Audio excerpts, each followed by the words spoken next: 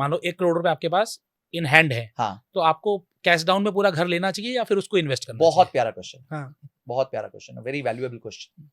समझिए आपके पास 1 करोड़ रुपए है चाहिए? और 1 करोड़ का आप उधार ले सकते हो या 1 करोड़ अपनी जेब से दे सकते हो। हाँ, ये एक एग्जांपल। बिल्कुल मेरी जेब में है 1 करोड़ रुपए। अब अगर आपने 1 करोड़ का 20 साल का उधार लिया तो आप 2 करोड़ वापस करोगे हाँ जी, बैंक को मतलब एक पे एक चलेगा। कम से कम। पर अगर यही 1 करोड़ आप एक कोई नॉर्मल म्यूचुअल फंड में डालते हो जो साल का 9% रिटर्न देता है, ज्यादा नहीं कह रहा, ठीक है, ये भी 9% पे लोन काट रहा है और हाँ ये भी जी। 9% पे ग्रो कर रहा है, बिल्कुल। तो आपके पास 20 साल में उतनी अवधि में उस 1 करोड़ की जगह 5 करोड़ रुपए होंगे, 5 टाइम्स चला जाएगा, 5 टाइम्स हो जाएगा वो, क्योंकि वो कंपाउंड कर रहा है और यहां रिड्यूसिंग हो रहा है। तो 5 करोड़ रुपए अगर आपके पास उस टाइम है और उस टाइम आपने 1 करोड़ फालतू इंटरेस्ट दे दिया, फिर भी आपको 4 करोड़ का मुनाफा है।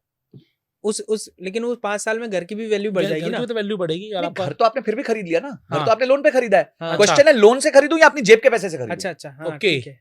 तो जब आप लोन से खरीदते हो, हाँ। आपने पूरा लोन से खरीद लिया, ओके। आप बहुत समझदार आदमी हो, आपके पास 1 करोड़ लोन है, ठीक है ना, और 1 करोड़ कैश पड़ा है, तो 1 करोड़ का लोन लिया तो आपने 2 करोड़ वापस किए हाँ। 20 साल में।